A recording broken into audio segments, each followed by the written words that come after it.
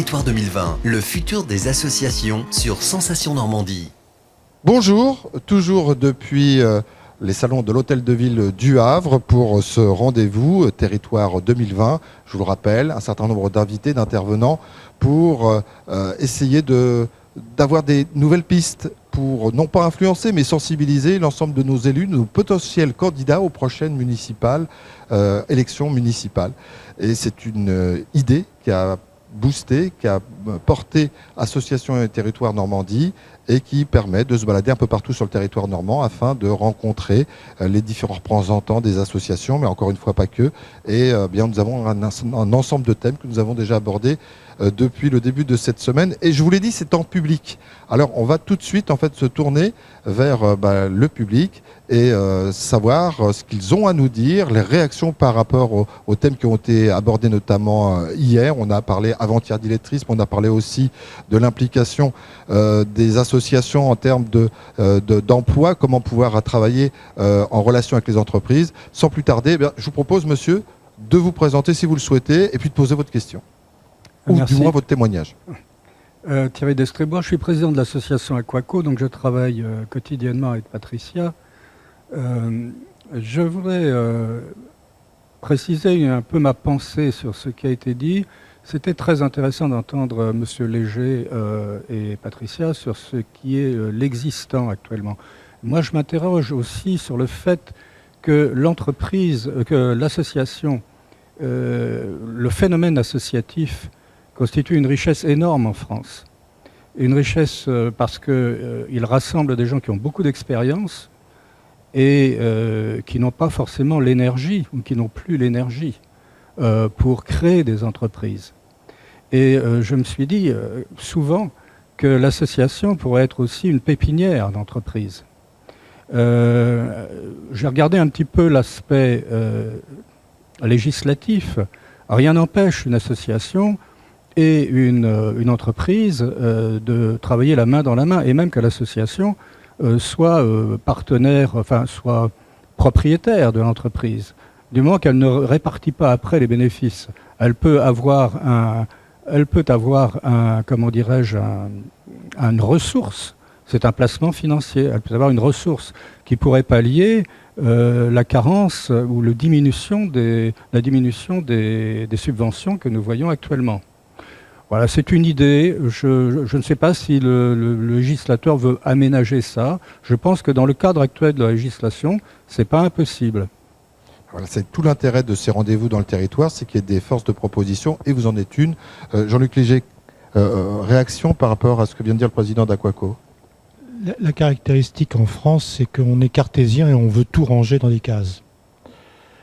Si on se déplace un tout petit peu plus au nord, en Grande-Bretagne, c'est encore possible, ou en Allemagne, ou aux Pays-Bas, ou même en Espagne, etc. On s'aperçoit que la césure entre la vie associative et le monde de l'entreprise est beaucoup plus poreuse qu'en France. Et c'est une possibilité, au moins de réflexion qu'il faut entreprendre. Donc possible ou pas ? C'est aujourd'hui dans les textes impossible, dans les représentations hors de question, mais il faut aller vers ce genre de réflexion, bien évidemment. Alors, comment travailler avec les forces vives quand on sait que sur certains territoires, la démographie est en baisse? Est-ce que les associations peuvent être un remède? Vous avez parlé, je crois hier ou avant-hier, de la possibilité des associations d'avoir un rôle dans les compétences des personnes par rapport aux recherches que peut avoir un entrepreneur. Je n'ai pas le profil qui correspond, mais moi je connais. Donc, qu'est-ce qu'on peut faire? Qu'est-ce qui peut être envisagé? Qu'est-ce qu'on peut faire comme proposition à nos élus? Il existe des exemples en France, hein. Actuellement, c'est en Lozère. Alors pourquoi la Lozère? C'est parce que c'est un tout petit département avec très peu de... Je ne parle pas de la géographie, mais du nombre d'habitants. Une sous-préfecture en Lozère, c'est 4000 habitants. Nous sommes dans la plus grande sous-préfecture de France, au Havre. Ça n'a pas de commune mesure. Mais ils ont un vrai problème de déficit démographique. Et là, ils mobilisent l'ensemble des acteurs collectifs pour justement répondre à cela. Mais pas très loin d'ici, le département de l'Orne perd beaucoup d'habitants. Ici aussi, on en perd beaucoup. C'est la caractéristique quand même de la Normandie et le phénomène s'accélère. Ce qui provoque d'ailleurs un phénomène de vieillissement. Donc on a cette conjonction. Et il y a aujourd'hui un président de comité de communes dans l'Orne, à Argentan, qui est un peu connu puisqu'il a été président de région, Laurent Beauvais. Et Laurent Beauvais tire l'alarme en disant mais il faut que nous réfléchissions entre communautés de communes à cette question-là. Et moi, je l'ai contacté en disant on peut travailler ensemble, comité de communes et Conseil économique, social et environnemental, pour répondre et pour travailler sur des solutions, sur des réflexions. Parce que on y parviendra, l'attractivité d'un territoire, c'est pas que de très belles entreprises. Parce qu'en Normandie, on a de très belles entreprises. Les entreprises de pointe. On est une des premières régions en matière d'aéronautique. C'est absolument pas connu. Quand on parle d'aéronautique, on pense à Nantes, on pense à Toulouse, on pense éventuellement à Bordeaux. On oublie souvent Bordeaux aussi, et on ne pense jamais à la Normandie. Or, il y a des pépites vraiment en Normandie. Mais ça ne suffit pas, donc ça montre bien que ça ne suffit pas. Il faut aussi, pour qu'il y ait une attractivité du territoire, qu'il y ait tout un ensemble de mobilisation, etc. Et s'il y a un rôle que les collectivités publiques peuvent avoir, ce n'est pas de gérer des services, c'est d'animer le territoire.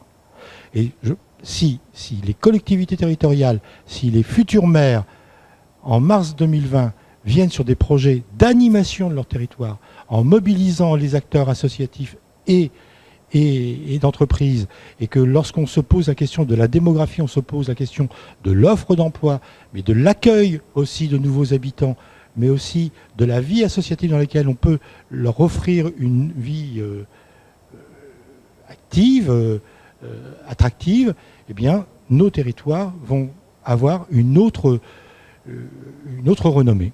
Patricia Lerouge, Paul Lamé, l'attractivité du territoire, vous le pensez, vous, à travers vos associations, vous pensez que vous pouvez être des acteurs qui soient des électrons attractifs par rapport soit à des jeunes pour pas qu'ils partent, soit d'autres personnes pour qu'ils puissent rester sur le territoire?